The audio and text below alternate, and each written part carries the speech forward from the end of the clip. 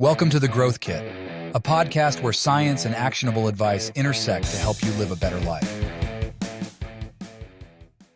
Kids Behavior Management, 25 Practical Parenting Tips and Tricks, Part 1. As parents, we understand that raising children comes with constant challenges. Even the most well-behaved kids can create chaos at times. Our reactions to their behavior, whether through words, body language, or momentary decisions, can greatly influence their mood, behavior, our relationship with them, and even our own health. In order to raise resilient kids, parents continuously learn and refine their behavioral strategies. My wife, a psychologist trained in parent-child interaction therapy, PCIT, and a certified trainer of child-adult relationship enhancement, CARE, is naturally skilled at understanding, applying, and teaching these strategies. As an occupational therapist who loves to experiment and improve, I'm constantly seeking out new approaches to managing our children's behaviors through research, books, and colleagues. We work together well, always talking strategy. But kids are wild cards, and no single approach or strategy will work. In this series of articles on behavior, I will share the most effective strategies that we've used to manage our children's behavior. While the list of potential strategies is endless, we've compiled those with the best return on investment. These strategies can help you foster positive behavior in your own children and improve your relationship with them. The 25 Best Behavior Management Tips and Tricks. 1. Used forced choices. Forced choices are when you provide a limited set of answers for your child to choose from. Tacos or chicken? Book A or B for bedtime? Go to bed now or in 2 minutes? Whether he wants to do it or not, providing choices transitions his mind from if he's going to do to what he's going to do. A little autonomy goes a long way. 2. Talk consequences. The average toddler hears the word no 400 times a day. Instead of no and stop doing that, teach them. If you keep doing A, then you may B, and we would have to C. This method, also known as inductive discipline, teaches life skills like problem-solving skills and theory of mind. It requires upfront costs to use inductive reasoning to break down the situation, but the ROI is worth it. 3. Get them outside. If you're going down your mental checklist of reasons for unusual behavior, hungry, tired, sick, bored, and nothing is standing out, take her outside. For hundreds of thousands of years, kids evolved surrounded by trees, sun, and dirt. Get them back to their roots early and often, before the unusual behavior begins. You'll be surprised at how effective this is. 4. Give them proprioceptive input. If your child is abnormally energetic or emotional, their central nervous system may be craving proprioceptive input. Proprioception is the ability to sense the position of the body without visual input. When a child doesn't get enough of this input, their nervous systems begins to seek it.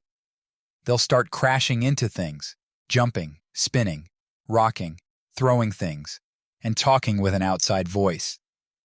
Some effective strategies we use in our house are giving them strong hugs, wrestling with them, doing heavy work, running outside, having jumping contests, or playing steamroller on the ground. 5. Model vulnerability. Nervous about a big talk at work? Do it in front of your kids. Does your partner deserve an apology? Do it in front of your kids. Make a tough financial decision, have a difficult interaction with a friend, or on the struggle bus to being healthier. Talk to your kids about your issues in age-appropriate ways. Monkey see, monkey do. 6. Do a post-game analysis. Kids have busier schedules than ever before, which means that they have less time to process. Kids need time to process skills to augment learning, emotional regulation, and social development.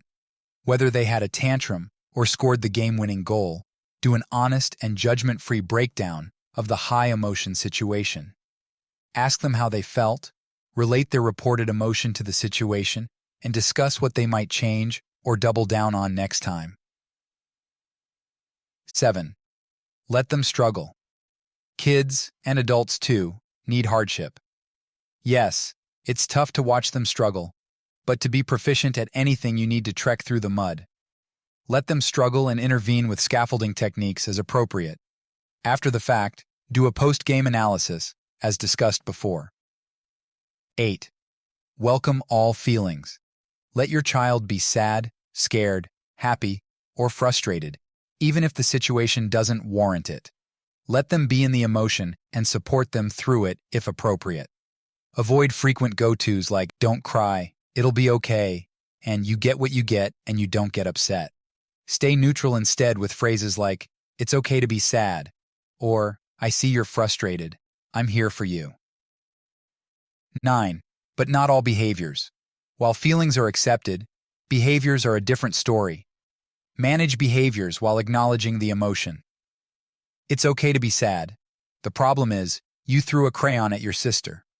10. Let them feel it. As a child, I was often redirected with a treat, toy, or novelty to distract me from the pain of falling, getting hit by my brother, or any other problem that caused tears. The pendulum has swung the other way, and now the research has shown that instead of distraction, the best technique is immersion in the feelings. It's a basic mindfulness tactic used to teach them to stay on the path and address the issue instead of the other two extremes, avoiding the pain or succumbing to a flood of emotions that can't be processed and managed. When I was a total parenting noob, I'd hear myself saying things like, "Hey buddy, look at this thing over here." I performed a mini boot camp on myself early on to reverse this. Nowadays I'll say something like, "That looks like it really hurt. It's probably sharp and stingy. I had that before too. What should we do about it?" From there, we problem-solve strategies and normalize the situation. This struggle through a situation leads to adaptation, and adaptation leads to resilience. 11. Use humor. Once your kid is speeding toward, or already in, inappropriate behavior town, they're hanging out with strong emotions like anger, stubbornness, and frustration. Meeting them with a mirrored emotion, or a sterner one, tends to exacerbate the situation. Instead, the best way to cut through these emotions is humor. Physical self-deprecation and Three Stooges-style slapstick humor tends to work better than tickling, joke-telling, or other forms. Use humor to diffuse the situation, then use it as an avenue to connect while saving the remediation talk for later. 12. Make sleep sacred. A good night of sleep, or nap, makes everything better, and lack thereof makes everything worse. Stick to a consistent schedule, talk about its importance, and practice what you preach. 13. Celebrate the wins. Your family is your team, and your team wins and loses together. Celebrate the wins while also acknowledging the losses. A good test grade? A new friend at school? Learn to swim without help at swim lessons? Make them excited to bring it home to you. 14. Give them time. Toddlers' processing time is significantly slower than yours, especially when they're tired or distracted. After you provide a statement, give them 5 uninterrupted seconds to follow through, count in your head. 15. Be on the same page as your partner. You may have 2 totally different personalities, upbringings, communication styles, and even relationships with your kids, but you need to have a united front when it comes to behavior strategies. Discuss the breakdowns, the barriers, and the resolutions. 16. Simulate the scenario. Use areas of behavioral concerns, sharing at the park, or anticipated concerns, long flight coming up, to role-play these situations in a play environment at home. Run through it and problem-solve different scenarios and responses with your kid. Make it more realistic with sensory-based stimuli such as the roar of the plane engine, the dim lights, and the shaking of the seat. Bonus points if you incorporate an action figure or favorite lovey to play a role. 17. Do as you say. Out of all of the tips on this list, this may be the most important. If you tell them X, then enforce X. If you tell them they have 2 minutes until bedtime, stick to the 2 minutes. If you tell them you're going to take the toy if they throw it one more time, then carry it out. If you're constantly inconsistent, then you blur the lines for what they should follow, which leads to inconsistent command following. Inconsistency means confusion for the child and subsequently weakens the effectiveness of these promises or threats. On the contrary, consistency provides a sense of stability and security. 18. Teach them in ways they'll remember. Whether you're preemptively teaching them behavioral strategies or doing some post-game work, use strategies that kids learn best with. Minimize your words. End your message with the main point. Use a sing-song voice. Talk slowly. Repeat, repeat, repeat. 19. Be firm, fair, and consistent.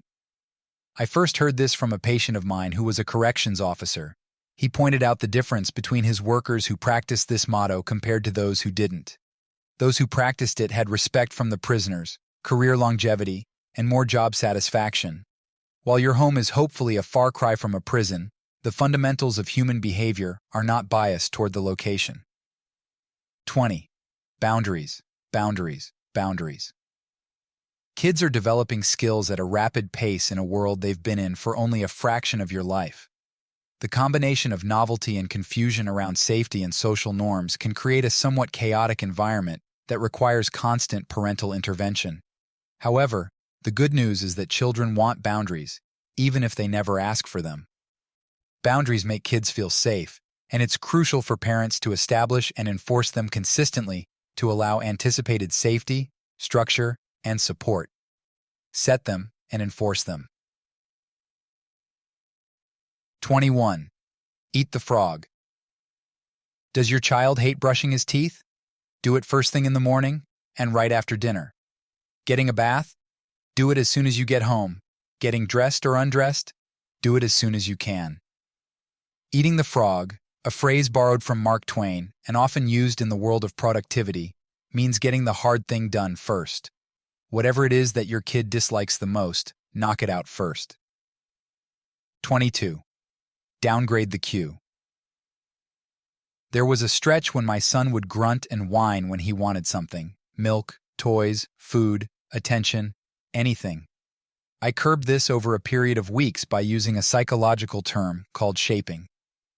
I started by explaining to him why it's important to use his words and to say please at the end of the request, in age-appropriate terms, after the first few grunts. Over a period of a week or two, I cued him with say please while touching my ear and tilting my head. Then I simplified it to an ear touch and a head tilt. From there, it became simpler with a subtle head tilt. Over a week or two, he became more aware of his response. The behavior was extinct, and no cue was needed. 23. Communication is critical. The main reason that kids have tantrums is because they can't communicate their needs.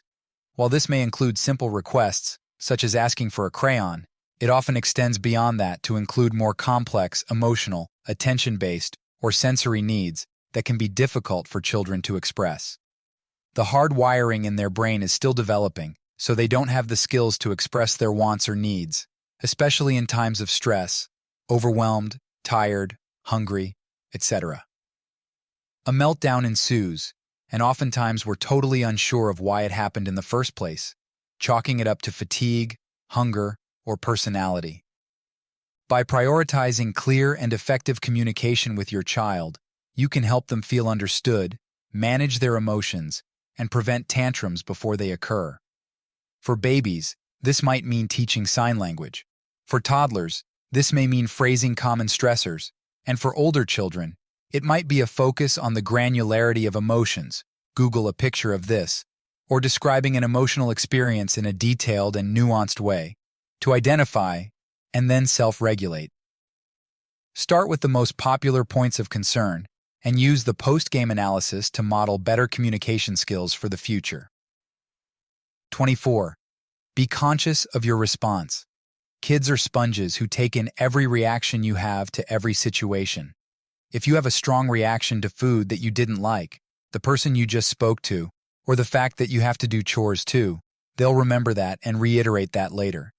This could be in the form of a grimace, a grunt, your comments, or any form of your body language. Become aware of it before they do.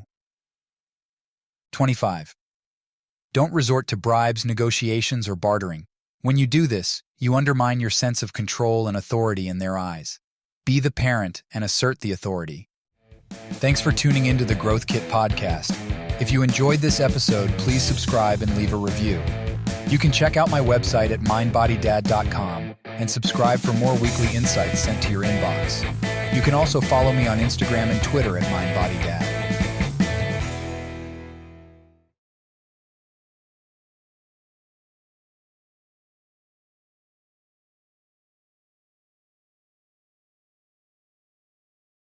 Many of the links I share are affiliate links, which means I earn a small commission if you purchase through them.